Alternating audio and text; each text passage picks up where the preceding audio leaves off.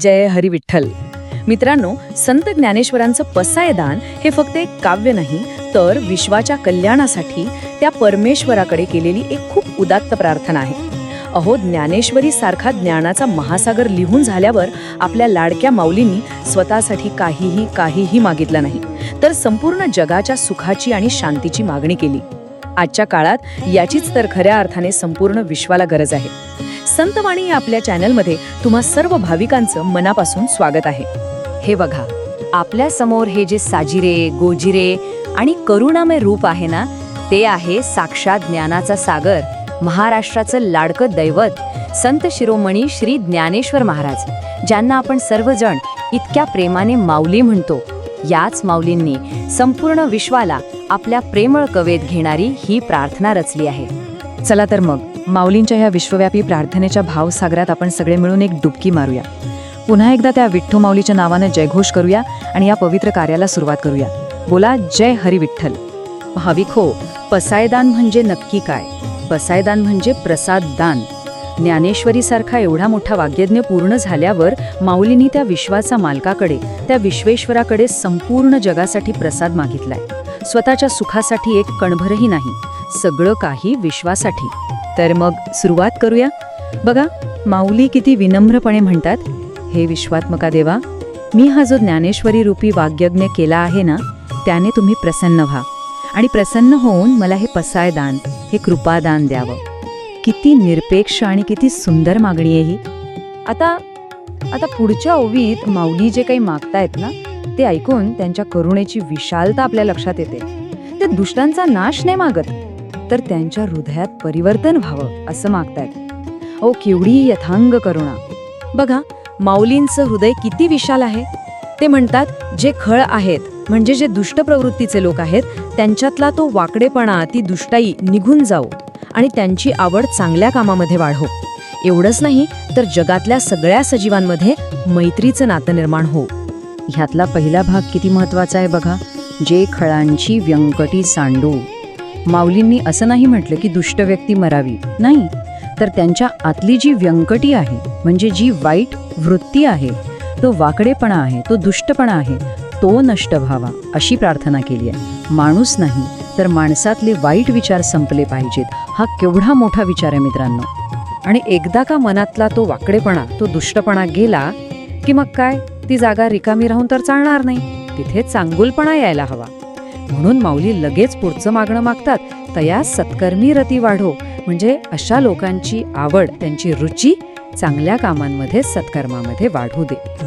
आणि ही किती सुंदर कल्पना आहे. भूतान परस्परे पडो मैत्र जीवांचे. जगातले सगळे जीव, मग ते माणसं असोत, पशुपक्षी असोत, किडा मुंगी असो, या सगळ्यांमध्ये एकमेकांविषयी मैत्रीची, स्नेहाची भावना निर्माण होवो. अहो, जगात कुठेही वैर, द्वेष, मत्सर नसावा. असावं तर फक्त प्रेम आणि मैत्री. आता माऊली पापाच्या, अज्ञानाच्या अंधाराविषयी बोलतात आणि हा अंधार दूर करण्यासाठी ते कशाचा प्रकाश मागतात ते ऐकण्यासारखं आहे. चला पाहूया. माऊली म्हणतात, दुरितांचे तिमिर जावो, विश्व स्वधर्म सूर्य पाहो. म्हणजे जगातला पापाचा, वाईट कर्मांचा, अज्ञानाचा अंधार पूर्णपणे नाहीसा होऊ दे आणि हे सगळं विश्व स्वधर्माच्या, म्हणजेच माणुसकीच्या आणि चांगुलपणाच्या सूर्यप्रकाशाने उजळून निघू दे. आणि त्या मंगल प्रकाशात जो प्राणी जे काही चांगलं इच्छेल, त्याची ती प्रत्येक इच्छा पूर्ण हो. दुरितांचे तिमीर म्हणजे पाप, वाईट कर्म आणि अज्ञान यांचा जो काही अंधार आहे, तो हा अंधारच तर सगळ्या दुःखाचं मूळ आहे.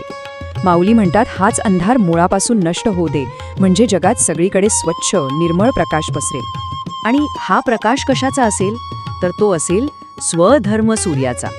आता स्वधर्म म्हणजे काय? सोपं आहे. प्रत्येकाने आपापलं कर्तव्य, आपली जबाबदारी प्रामाणिकपणे पार पाडणं.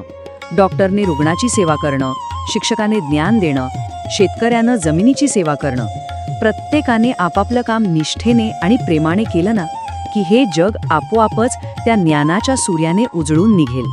मित्रांनो, जगात चांगुलपणा टिकण्यासाठी आणि वाढण्यासाठी ना, चांगल्या लोकांची संगत खूप महत्वाची असते. बघा, आता माऊली तेच सुंदर मागणं देवाकडे मागत आहेत. काय सुंदर ओवी आहे ही. माऊली म्हणतात, जगात नेहमी मंगल गोष्टींचा वर्षाव करणारे, जे ईश्वरनिष्ठ आहेत, ज्यांची देवावर नितांत श्रद्धा आहे, अशा लोकांचे समुदाय, अशा लोकांच्या मांदियाळी म्हणजे सत्संग या पृथ्वीवर सर्व सजीवांना सतत भेटत राहोत. आता या पुढच्या ओव्यांमध्ये माऊलींनी सज्जनांची तुलना केली आहे आणि ती कशाशी केली आहे ते बघा, ऐकण्यासारखं आहे. ते म्हणतात सज्जन म्हणजे असे चंद्र ज्यांना डाग नाही आणि असे सूर्य जे ताप देत नाहीत. ऐकाच माऊली काय म्हणतात.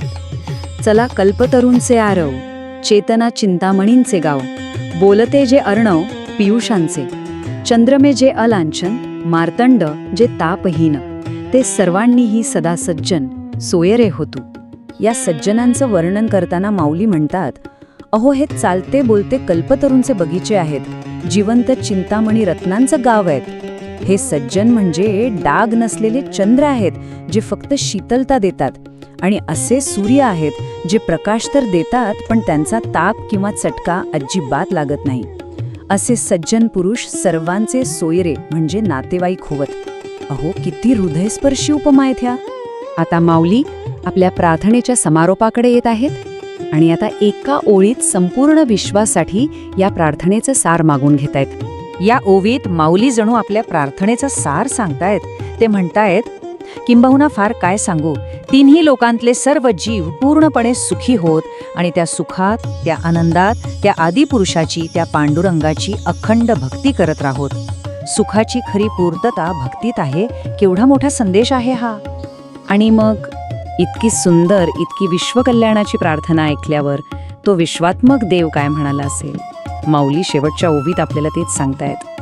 ही प्रार्थना ऐकून श्री विश्वेश्वर म्हणजे तो जगाचा मालक, तो देव म्हणाला, तथास्तु, हे पसायदान तुला दिले. आणि हे वरदान ऐकून आपले ज्ञानदेव, आपली माऊली सुखी झाली, आनंदित झाली. त्यांच्या चेहऱ्यावर एक वेगळंच समाधान आलं, कारण त्यांनी जे काही मागितलं ते स्वतःसाठी नव्हतं, ते आपल्या सगळ्यांसाठी, या विश्वासाठी होतं. मित्रांनो, माऊलींनी 700 वर्षांपूर्वी ही विश्व प्रार्थना केली.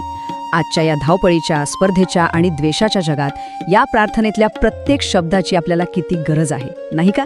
आपण ही प्रार्थना फक्त म्हणून नाही, तर त्यातील विचार आपल्या वागण्यात आणून आपल्या जीवनाचा भाग बनवू शकतो का, यावर नक्कीच एकदा विचार करा. भाविक हो, पसायदानाचा हा भावार्थ जर आपल्या हृदयाला स्पर्श करून गेला असेल तर संत वाणी परिवाराचा भाग नक्की व्हा. हा शांतीचा संदेश आपल्या मित्रपरिवारापर्यंत पोहोचवा, जेणेकरून माऊलींचा हा विचार अधिकाधिक लोकांपर्यंत जाईल. आणि हो, कमेंट्समध्ये जय हरी विठ्ठल असे लिहून या भक्तिसागरात आपण सर्वजण एकत्र येऊया. धन्यवाद. जय हरी.